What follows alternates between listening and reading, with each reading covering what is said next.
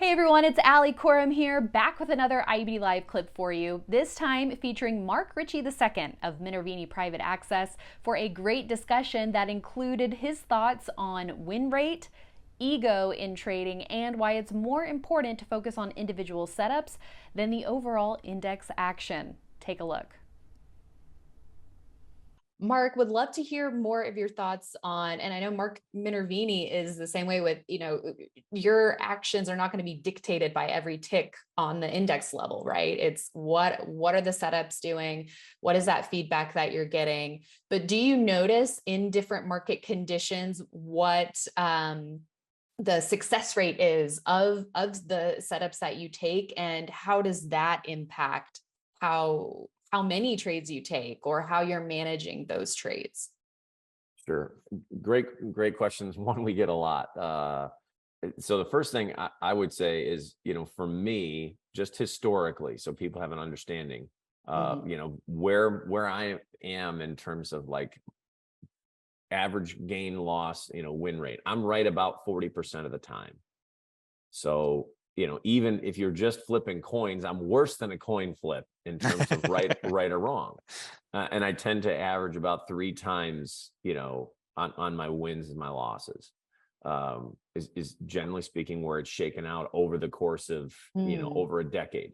Now, your initial question was, how much how the indexes are acting, play a role? Well, certainly they play a role, but as I said before, I encourage people, don't even have them on your screen. Or if you're tempted, again, to my point, even about rates, if you're tempted to not buy something because, well, I don't like the way the S&P is acting today.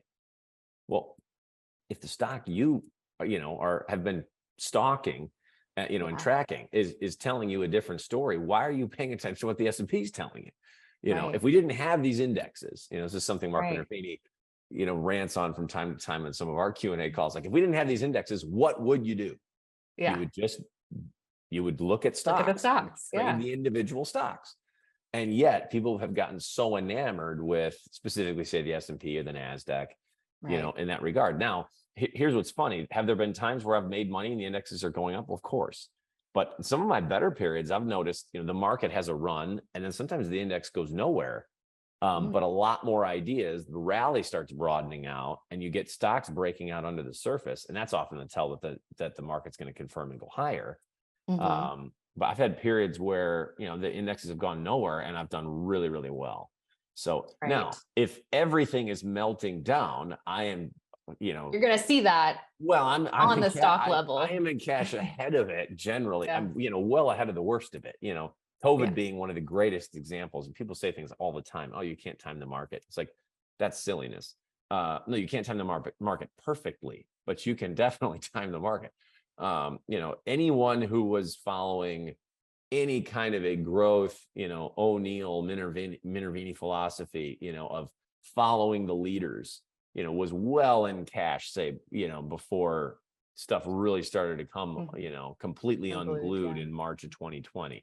And even again, if you were heeding even the pressure in your own portfolio, you would have been raising cash 2 to 3 weeks ago right now. So to Justin's point, maybe we don't have a crash. Maybe we just pull in another 3, 4, 5%. But every crash starts as a 3, 4, 5% pullback. We don't know, which is why you have to heed that pressure. And everybody I know, one of the things we like to say too is like, if you're managing risk in real time, you're going to feel like a dummy sometimes. I've sold the lows and pullbacks many, many times in stocks that I've wound up buying back. That is the cost of doing business. That's the sacrifice you make of staying out of the big nasty, or the big ugly.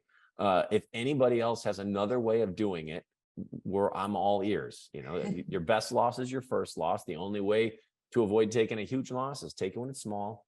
And I know I'm preaching to the converted here, but it's like, no, these are all good reminders, right? I mean, you'd be surprised how many people, even professionals, though, they dig in with a view and go, this pullback's different or whatever. And once you adopt that type of thinking, you're in big trouble.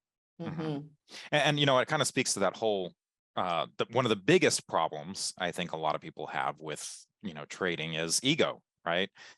Exactly what you said, Mark. When someone digs in, that means you're not be wrong. Yeah, you're not using your rules anymore. You're just like, I want to be right, and you kind of leave other things. And this is a game where, look, a 40% win rate is not comfortable for a lot of people. Like that means I'm doing worse than a coin flip. But again, as you said, you have to do the math. You can make a fortune being 40% right if your risk reward ratio is correct. Again, it's just, very simple math, but you do have to be careful of that ego. And, with that ego stroking that a lot of people will do, to the earlier point of how much noise there is out there, if you want to find something to confirm your way of thinking, you will find it. There's someone out there that will absolutely tell you exactly what you want to hear, and make you think that you're right, because I've got this person that I watched on TV that said the same thing, so I must be right because this expert said it. Hey, experts are wrong all the time. Just look at some of the websites that have come up that are tracking some of these folks calls and stuff like that. And again, even the best people are wrong all the time.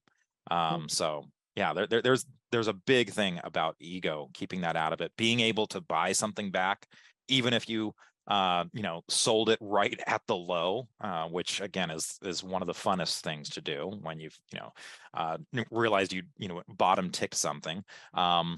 So yeah, there's a lot to be said with that ego thing. Well, and this is exactly why I think academics, or to my point about economists, don't always make the best risk managers, because they're thinking, hey, I know more than the market does. And when you have that mentality, buckle up, because you got a bumpy ride coming. And not to be sexist, that's sometimes why a lot of studies show that women are better than men.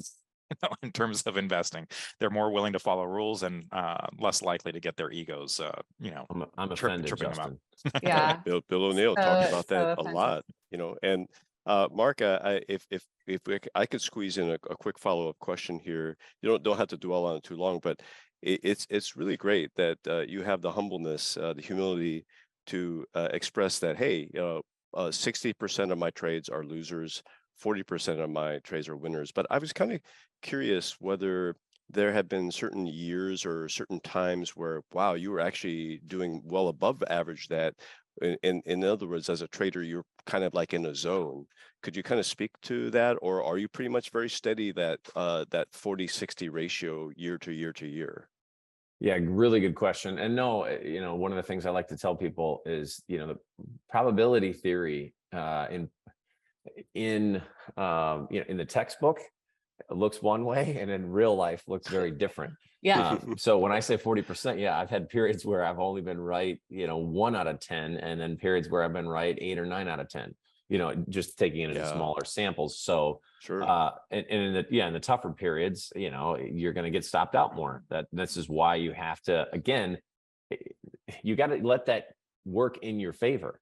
So you could sit there and just say, well, I guess all things being equal, it's a wash. Well, no, because of the risk of ruin as well. This is why in those periods when you're experiencing more and more stops, you need to be trading smaller. Let the tails, let the probability distribution tails work in your favor, where if you're more aggressive on the right tail and more conservative on the left tail, if that makes sense, but certainly in a good period, no, I'm running, 60-70%. And that's when I'm trying to feed more money into the market, or hopefully I already have, some money working. But yeah, that, anytime I speak of an average, and quick story, I've told about this before, just in terms of that, I think it's helpful for people. And I had a friend of mine he was a PhD student, much smarter than me, and actually was working on an academic career. And he came to my office one day, and I was asking him about, just specifically statistics and whatnot. And he said, we have this thing in our PhD level stats class. One of the professors does some trading on the side. He said, that's what you do. And he said, as an assignment, he has everybody do these random coin flip things where they produce 100 heads and tails. And then they put them in front of the class, and the professor can pick which ones the computer did and which ones humans did. Oh, yeah. Because the humans always assume they're much more equally distributed. Yeah. Like they never have 7 losses or 7 heads in a row. Where in real life, you're going to have times where you think the doggone coin is screwing you. Like, this coin. This coin's loaded, you know? Yeah. Because that distribution can go so far from even within what feels like a large sample. And so I know it gets a little technical, but you need to have that in the back of your mind, because that can work for you or it can destroy you if you're not prepared for that. In terms of, this is why someone goes, well, it's a 50-50 coin. I'll double up on the next one after, 3 losses in a row. The old martingale. Yeah, exactly. Right. The old, but that's a gambling thing. I'm not a gambler, but I know that one, because it's like anyone who's tried it's blown up, So, keeping those things, in mind is really important. And this is why anytime you think you can trade your way out of a drawdown by trading bigger, you're, I don't want to say dead man walking, playing with fire. Big trouble coming. Yeah, that's right. Well, and this kind of goes to your risk of ruin point, because the problem with the, martingale, system, which again is kind of like, if you lose, just double up and keep on doing that, because eventually, the odds say that you'll be right and you'll, go back to even or whatever. The problem is that you're risking so much just to get back to even, number one. And the other problem is that risk of ruin, right? You can be, you can be wrong a lot longer than you can remain solvent. And this is why, when you go to the tables at any casino, they're going to have a limit, right? Because, once you hit that limit of the table, well, then guess what? If you kept on doubling up and you hit that limit, well, now you can't, you just go home a loser, and so the same thing can happen in the stock market. You can get to a point where, like, oh, I don't have the money to keep on doubling this up, or I don't have the stomach to, which, I think a lot of times that will happen first, where you just don't have the stomach to do that anymore. Because that's a really good point. And that was one thing I was going to add, actually, as you were talking, Justin, is the idea too of people don't understand, especially if you're new, that, what really winds up happening in losing periods is people start to question strategy or lose their confidence. And once you get in, everyone thinks, I can handle losses or whatever. And then they start happening to you. And then you start deviating from your plan, or, listening, like I said before, to other voices and things like that. So it has this double, way of protecting. Obviously, it protects your capital at trading smaller and losing periods, but it preserves your confidence. Anyone can say, well, if I'm down big, I'm going to trade the exact same. Nonsense. Or my confidence will be unshaken. We're not robots.